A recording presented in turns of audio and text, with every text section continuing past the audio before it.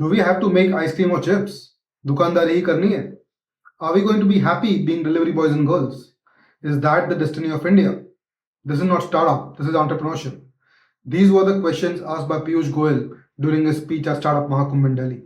He continues, and I quote, "What are India's startups of today? We are focused on food delivery apps, turning unemployed youth into cheap labor so the rich can get their meals without moving out of their house." Unquote. Obviously, this received a sharp rebuke from the Indian startup community. These are bad comparisons. Piyush Goyal should not belittle our startups, but ask himself, what has he done as our minister to help deep tech startups grow in India? It's easy to point fingers at them, Mohandas Pai tweeted. Taking pot shots at Finance Minister Nirmala Sitharaman, Pai claimed that startups were harassed with angel tax for many years, and this was in the late 2010s, what we're talking about. We have a hostile finance minister who harassed startups on angel tax for many years.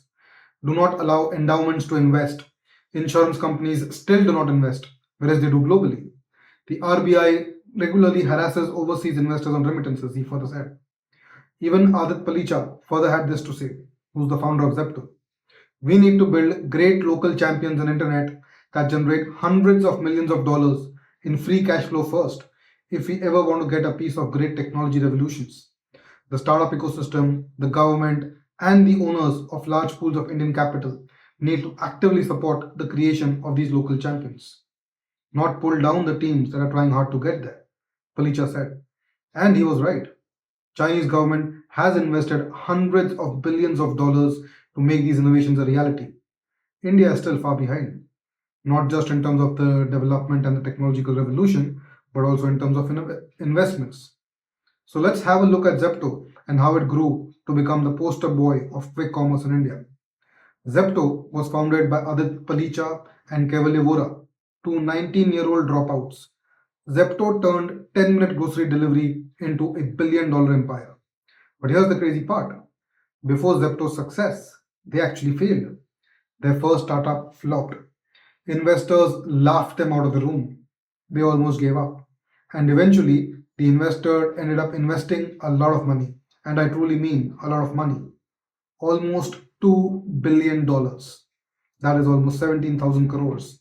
Some of these notable names are Y Combinator, Nexus Venture Partners, Lightspeed India, General Catalyst, Motilal Oswal, DST Group, dozens of family offices, even celebrities like Sachin Tendulkar and Amitabh Bachchan. So how did they go from rejection to domination? Let's break this down. How these teenagers outsmarted billion-dollar giants like Swiggy and Zomato and are able to attract billions of dollars of funding, the same investors who initially ignored them or even kicked them out for making an investment. The genius business model that made this 10-minute delivery possible, and the huge risks that are involved that could still destroy Zepto. Stick around because this story is absolutely wild. The story starts in Mumbai in India, where Aadit and Kaivalya grew up. Both were brilliant coders. By 17, they had already built multiple apps. They got accepted into the Stanford University to study computer science. But as usual, they were not satisfied. And this tends to be with aggressive entrepreneurs who want to build something new and something innovative, and they would be always struggle in studying school. That's what happened with Bill Gates. That's what happened with Steve Jobs, and the same happened with Aadit Palicha. Not to say that they are the same as them, but just kind of giving you some context. Both, as I mentioned, they got accepted into Stanford University to study computer science, but instead of focusing on classes, they were obsessed with building a startup. Then came COVID-19. They were forced to move back to India as lockdowns shut everything down. And like everyone else, they noticed something extremely frustrating. Ordering groceries was a nightmare. The local kirana shop would take hours to get the delivery. Online groceries were stopped and were not able to move as easily as they wanted. It was an absolute nightmare. Deliveries took hours or even days. Items were out of stock or missing, and the experience was absolutely terrible. Think about it. If you want groceries for the next day and if you don't have anything to come over immediately, what do? Do you stop eating? Of course not, right? So that was the problem that they stumbled upon. That's what they thought. What if they could deliver groceries in just 10 minutes? This was the original seed behind Kirana Cart, the first startup which these two young founders invented. They launched in 2020 partnering with local grocery stores to deliver essentials fast. But there was a big problem. The business model was failing. Delivery speeds were inconsistent. Inventory control was a mess. Since they did not have their own inventory and they were dependent on local kirana stores to manage the inventory, many times they would not have the inventory, or the kirana stores would only focus on high margin inventory where they could get more margins and ignore the low margin delivery. Sometimes they would randomly increase the prices as well, kind of completely ruining the experience because it was not completely controlled at all and completely variable. And because of that, the customers weren't sticking around. Investors, they weren't interested. One investor literally told them that this won't work and they should go back to college. And if you come back from the investor's point of view, there were plenty of examples, right? Grofers had tried that early 2010s and had failed and eventually got acquired by Zomato. So there were examples of why investors were not very confident in last mile grocery delivery. Most people would have quit right there, getting such terrible feedback from investors, from customers, and everything involved over there. But instead, they made a game changing pivot. Adit and Keval realized something absolutely critical. Their biggest mistake was relying on grocery stores. They had no control over stock, pricing, or delivery times. So they flipped the script. Instead of working with grocery stores, they built their own network of delivery stores, essentially called as dark stores. Now you might be wondering, what are these dark stores? Dark stores are essentially like a tiny warehouse where they only stock with essential groceries which were placed strategically around a city. And most of these dark stores, they would barely cater to more than 1 to 2 square kilometer of area, which would enable them to do the last minute 10-mile deliveries which they wanted to do. So essentially, these dark stores, they would have no walk-in customers, no middlemen, just act like a mini warehouse for a very small radius to ensure that they can make the 10-minute delivery quick with only one goal. So by doing this, they were able to control everything. They were able to control inventory, they were able to control stock levels to ensure that there were no missing items, plus the data and the analysis which they captured of the demand in the market, they could ensure that they could manage the supply chain and logistics very carefully so that they would never run short out of items.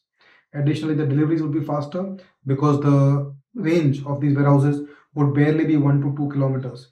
So the delivery would become extremely quick because of these last mile warehouses. Fast again, and they could also get good deliveries as well. And deliveries, the riders, they were very close to the customers as well. Every rider would not travel more than 1 or 2 kilometers to get the delivery done. So that was extremely beneficial for them as well. Also, they would get better profit margins because they weren't splitting revenue with stores. So what this meant was they would get the entire revenue and they could negotiate bulk deals with large companies and get steep discounts from the company itself. So this was the entire benefit of the business model, and this triggered the name change and the explosive growth. With this new model, they rebranded from Kirana Cart to Zepto, named after a Zeptosecond, which was essentially the smallest unit of time. And suddenly, it worked like magic.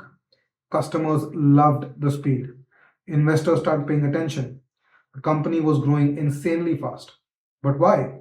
Because Zepto didn't just solve a delivery problem, they essentially hacked human psychology.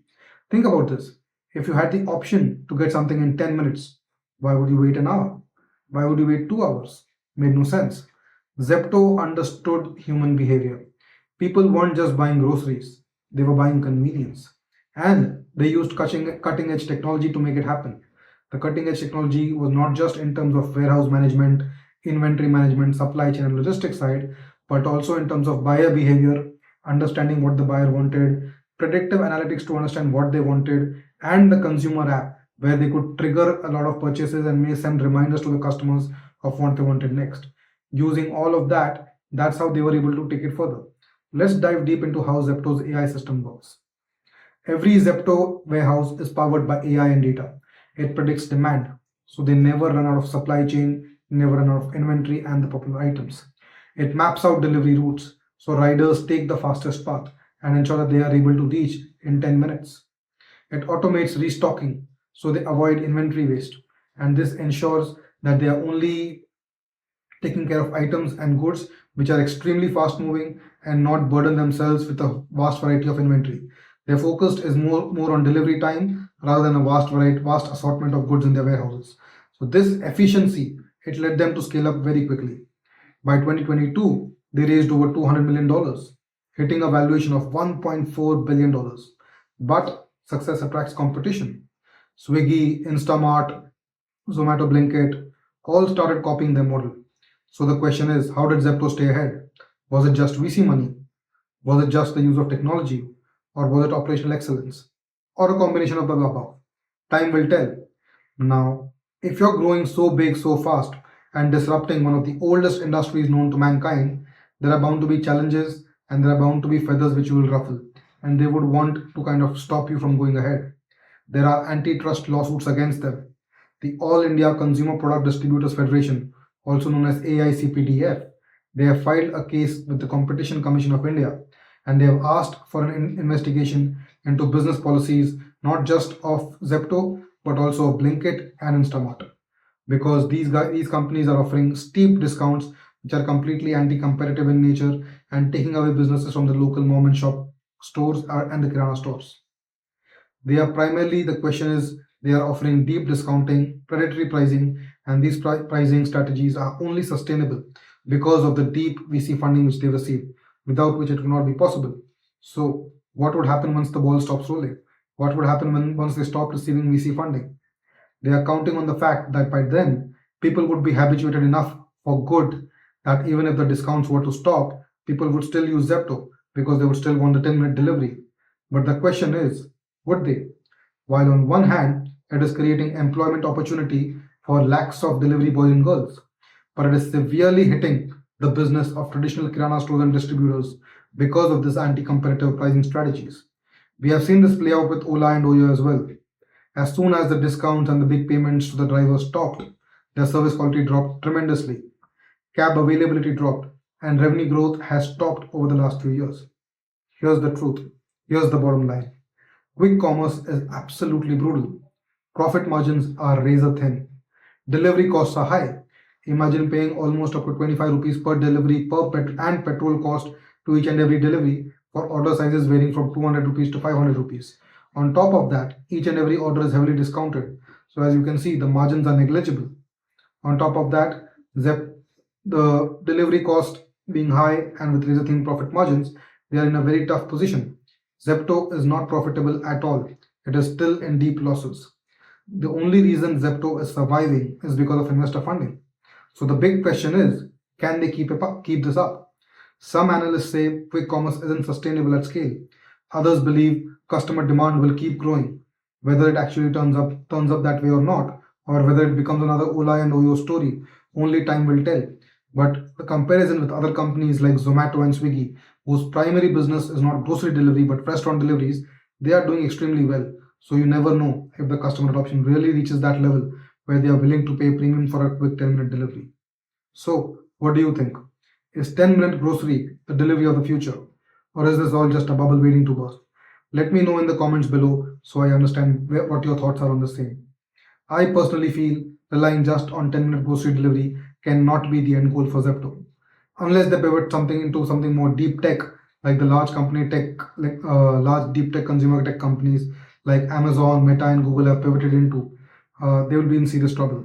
If you look at Amazon, the most profitable business unit of Amazon is AWS, which is where they provide hosting services, web hosting services to businesses across the world. Same goes for Google. With the deep AI investments which the companies have made, that is what the real bread winner for these companies. So unless Zepto figures out a new business model for them where they can get a big chunk of their money, it will be extremely difficult to survive. Regardless of what happens next, Zepto has changed the game. And it all started with two teenagers, a laptop, and an idea. If you found this story insane, smash that like button and subscribe for more deep dives into crazy startup stories. And if there's a company you want us to cover next, let us know in the comments.